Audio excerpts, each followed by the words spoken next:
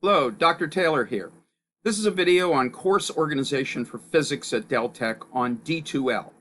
D2L stands for Desire to Learn, and it's just the computer platform that Del Tech uses to post all of its online courses. Aside from emails, you can find all the electronic communications and course materials here. Any policy, guideline, or rule mentioned in this video can also be found in the expectations document that I provide to you during week 1, so I highly recommend you print it out so you have a hard copy available. All right, first log on to mydtcc.edu. That's all one word, mydtcc.edu, using your Del Tech username and password. And at this point, I'm going to shut off my image.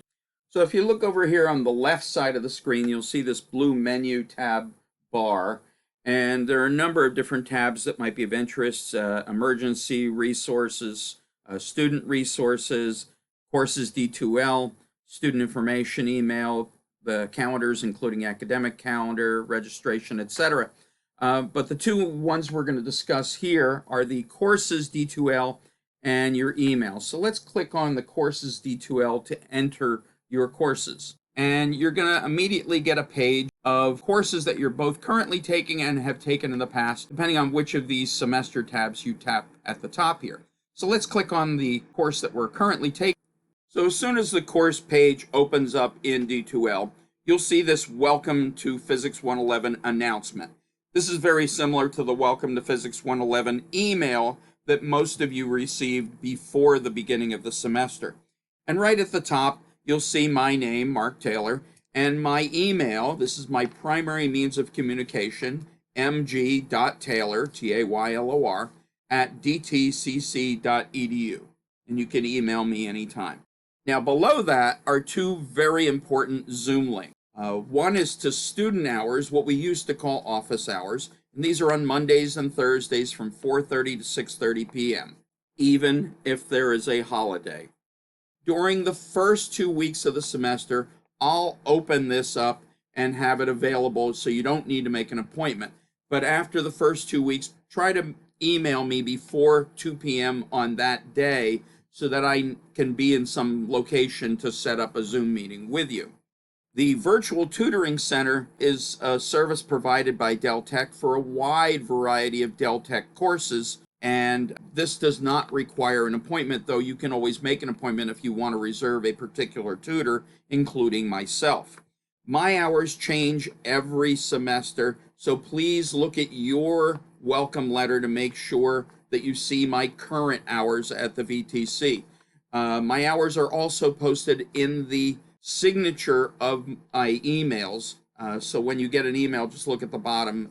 The links are there and the times are there. If you need help with anything, any subject, or you have other questions about the course, please take advantage of these services. And in fact, I want to remind you, you can use tutoring for your problem sets and your labs. So the welcome announcement also has a list of what to expect for this 100% online course. And as I walk you through these 6 bullet points, I'm going to occasionally scroll down a little further and you'll see attention, important policy information. This is Del Tech College and Del Tech Science Department policy that they've set, and I'll touch on this as I walk you through the various 6 points here. So if we look at point number 1, all weekly lesson plans will be posted as announcements on the announcement board. And you'll also find all that information duplicated in the detailed course schedule that I'll show you in a couple minutes. The second folder is probably the most important and contains the detailed course schedule. That's on the content page. And it's not to be confused with D2L's built-in folder that I don't control, and that's called course schedule. Ignore that folder. So you're looking for detailed course schedule.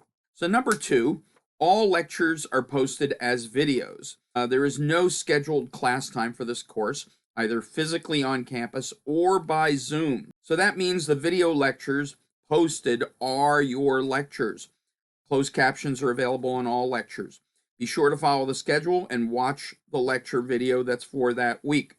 I recommend you first print out the chapter slide presentations That way you'll have them so you can follow along and take notes. Okay, number 3, all labs are virtual labs. You can do these on your own 24/7.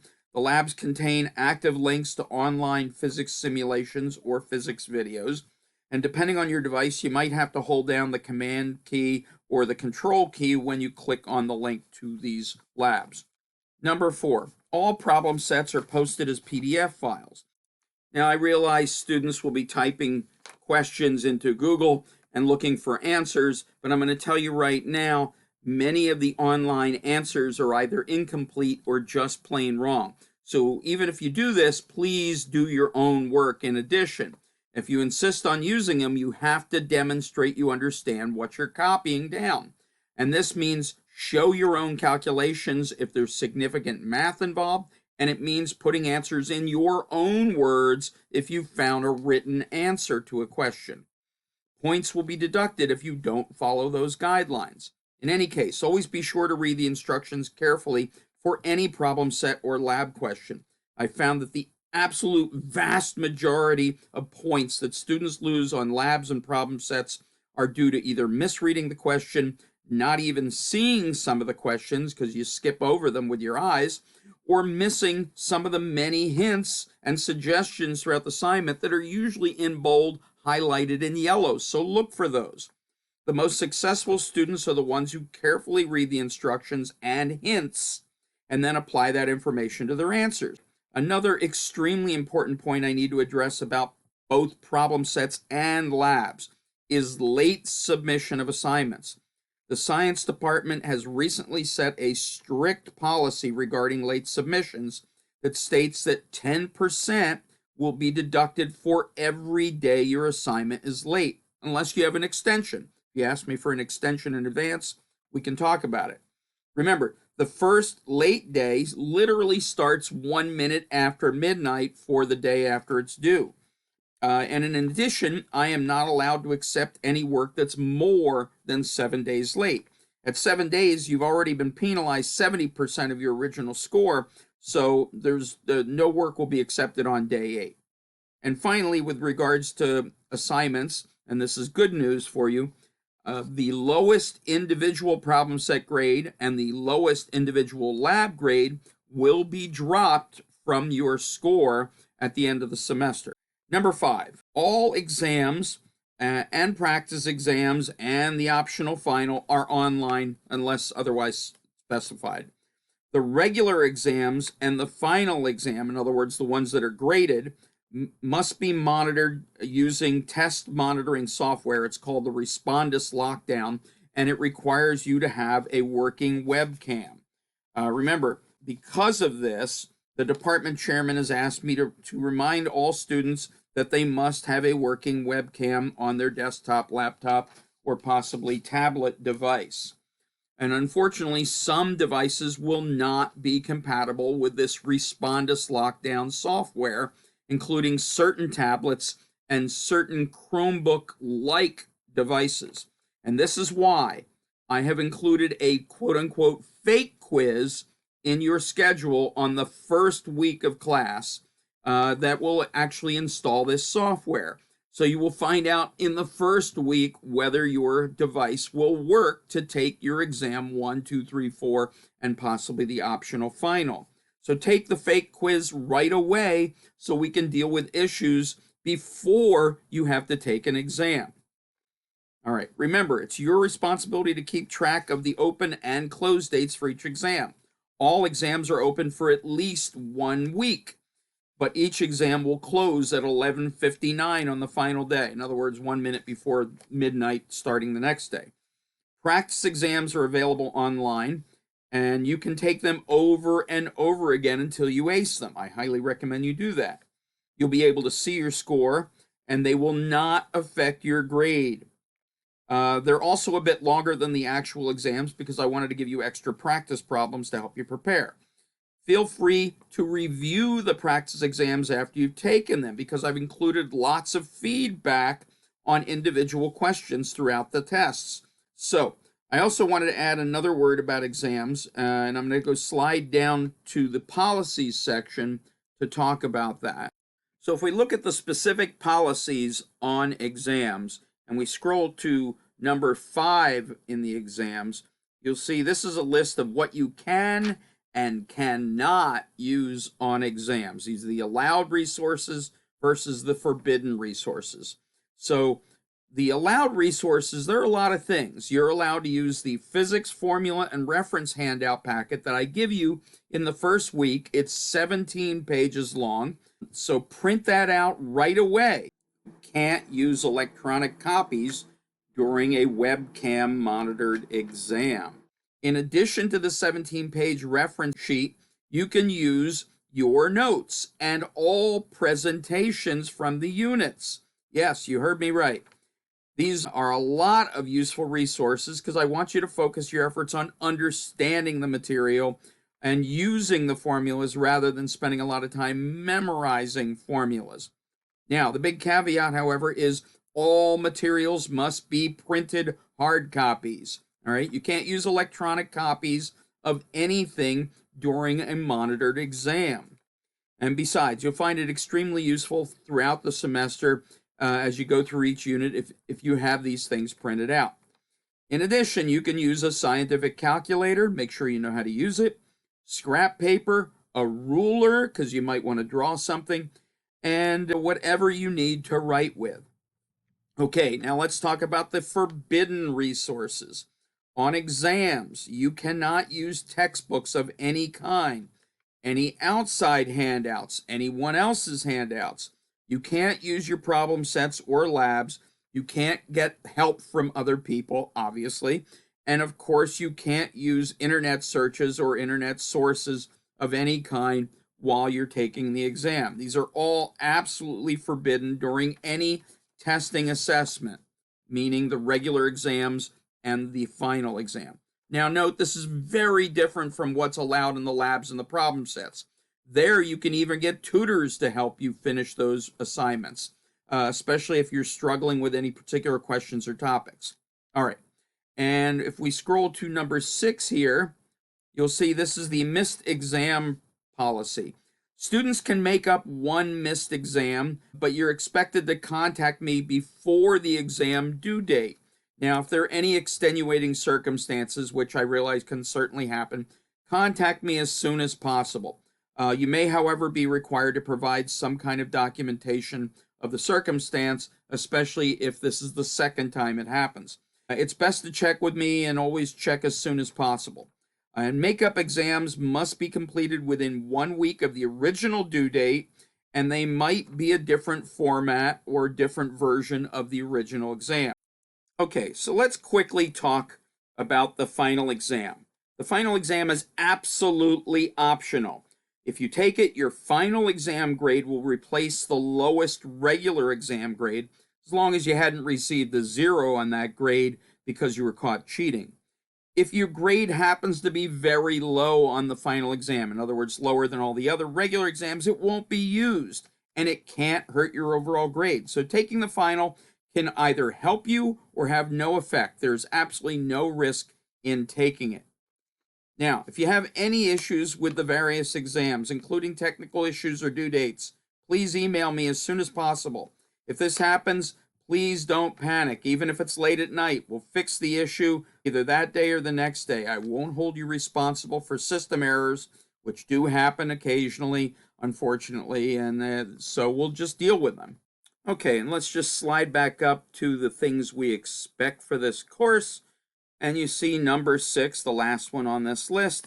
For this course, each week will end on a Sunday. So most of your work is due on Sunday, not all. Check the schedule. And the new week starts on a Monday unless there is a holiday. And one last item to reinforce here in the welcome announcement is the policy on grades here. I mentioned this in the orientation video that you should have already watched. But it's very important that you score a passing grade in all 3 composite grades. Your overall grade, your lab grade only, and your lecture grade. Lecture grade is what we call everything that's not labs. In this case, it's exams and problem sets. Let's take a look at a regular weekly lesson plan. So here's a week 1. They're going to vary because in the summer. It's an accelerated plan, so there's going to be more in each week, especially in the first week. But let's take a look. And this is the lesson plan to tell you everything you need to do that week. And there's always a lot to do the first week. So you have the videos here, and you're watching one of those right now. You're going to see the orientation video, which you already watched, the organization video, which is this one right here. And there's even a video that allows you to orient yourself with thinking about science in general, physics in particular. It's called Chapter 00. You'll need to look over the Welcome to Online Physics reference document as well, and I have a link directly to it here. And this has a lot of the information that I'm telling you right now in this video. If you want to have a printed copy, you can print that out and take a look at it. Also has a lot of reference information for various support services that Deltec offers. I highly recommend you at least take a look at it. The policies and expectations document that I already mentioned. This has the complete list of all the policies and expectations for the course, including the ones that I just scrolled by in the welcome announcement. Make sure you read the whole policies and expectations document. Please have a hard copy available in case you have questions. All right, so in addition, I've also provided you a 17-page, it's currently 17 pages, reference document. This is the physics formula and reference sheet. Please print out a hard copy today, okay? Have it ready the first week of class, All right, if we jump down a little further here, we see a link to the overall course schedule that I just mentioned. This shows you the information and links from all weekly lesson plans in one location, along with the due dates for every assignment or assessment. And the last item in this list here is the student questionnaire. You can either do this online or print it out and scan it. Please submit any information that you're comfortable providing, but I strongly recommend you include at least your Deltec email address, which I usually have, but not always, and any other email address that you want me to include in mailings, because you absolutely have to check your email every single day, especially in case of emergencies. On multiple occasions, we've had students who did not check their email daily and missed very important information that could have prevented them from failing the course. So please check your email every day. If you don't check your Deltec email, give me an email you will check. All right, so no information on this questionnaire will be shared that you haven't already provided to the college for publication, and I wouldn't share it without your permission. All right, so the weekly announcements also include links to any chapters that we're working on, and this includes the presentations shown here at the top, as well as links to the video lectures. So in this particular case, the video links are actually back up here where it says week 1 videos, including the orientation videos. These times are going to vary from semester to semester, but there are videos in the week 1 for both orientation and the organization that we're doing right now, as well as the actual course material chapter videos. Now, I should point out the lecture videos for each chapter will range from 40 minutes to 120 minutes, depending on which chapter we're working on. For some of the longer presentations, the material is split into 2 videos. So if we scroll back down here, you'll see that the slide presentations that accompany the course material videos here come in 2 versions. Every one of them, we have chapters 0, 1, and 2 shown in this particular example, and there are 2 versions of each one. The top version is a PDF, the bottom version is a PowerPoint. The PDF, the top one, is much better if you want to view it online in D2L right on your screen without downloading it, and it's also better if you want to print it in that version. If you want to download it onto your computer so you have an actual copy of the presentation on your device, it is better to use the second one, the PowerPoint version. This is better for viewing on your computer because it has active animation with each slide that can help illustrate certain points in the lecture. If you don't want that, go ahead, use the PDF. It's up to you which version you prefer. And there are always going to be versions for every unit that we're working on for that particular week. Now, as for lab assignments, when you open up a typical lab, you'll see 2 sets of instructions at the top. and 2 formats of the actual labs at the bottom. If you prefer to handwrite your answers on the lab and scan your lab for submission, then use the PDF version and follow the instructions. Now, this next comment about the PDF is very, very important. If you do plan to scan your labs, please scan them as a single document with all the pages shown in order, right side up. Otherwise, grading your submitted work is very difficult and very time consuming, so I'd appreciate your help with that.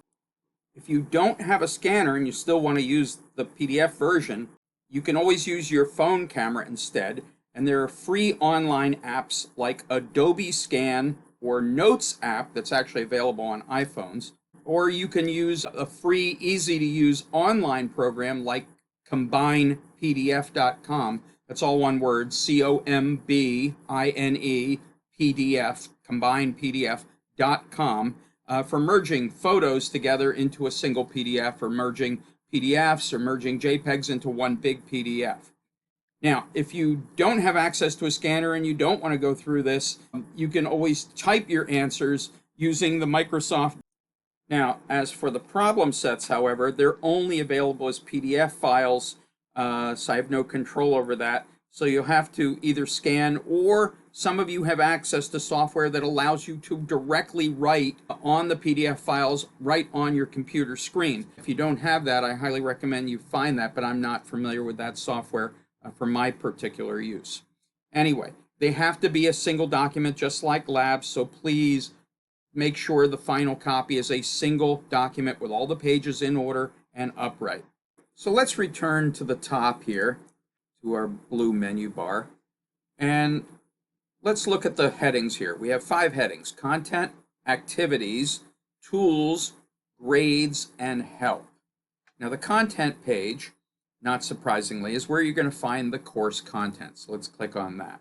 And you can see that on the left, there are 4 main folders: Start Here, Course Schedule, Backup Information, and Support Services. Now you'll notice there's another heading that says Course Schedule. Ignore that. That's not the real course schedule. That's a default setting that D2L puts in. So the real course schedule is in bold here, all caps. So the first of these 4 folders is Start Here. So when we click on Start Here, you see the various items in here, including the orientation videos that you're watching right now, the student questionnaire that we've already talked about, and we've already discussed my contact info. Now when we click on the Course Schedule folder, you'll see a course schedule. This is usually divided up into 15 weeks for the spring or fall semester and 10 weeks for the summer semester. So in this case, it's a 10-week example, and this is an accelerated course, so everything goes much, much faster. And when you look at the schedule itself, you'll see it's divided in a number of categories. We have the week with the dates that are included in that week. Most weeks start with a Monday, except the first week. We have what video lectures and documents that you need to print out or read. You're only going to find documents typically in the first week. The rest of it's going to be the videos for each chapter. And then if we look at the virtual lab assignments here, these are the labs that you're responsible for each week. In this particular example, there are no labs. But check your schedule. Your schedule may have labs in it in the very first week, especially if you're in an accelerated course. And then the last heading are the problem sets and exams that are due that week, or at least open that week with due dates that tell you when they're due.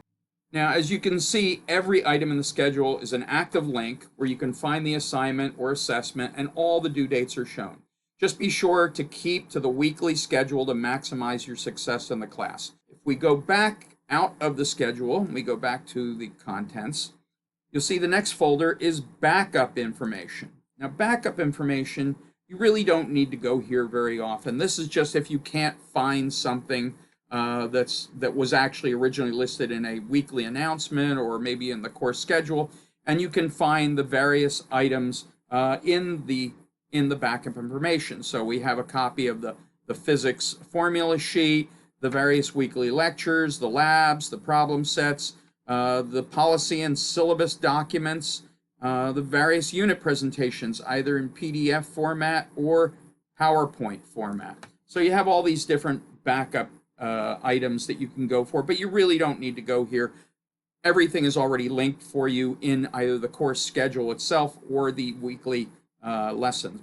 All right, and the last folder in here is the support services, and this is where you'll find links especially to the virtual support center. This is probably the most important item in this list, and when you click on this, you're going to find a web page for Dell Tech listing the various student support services, and there are just an enormous number of different services that are free for you to use. The vast majority are free, maybe all of them are free.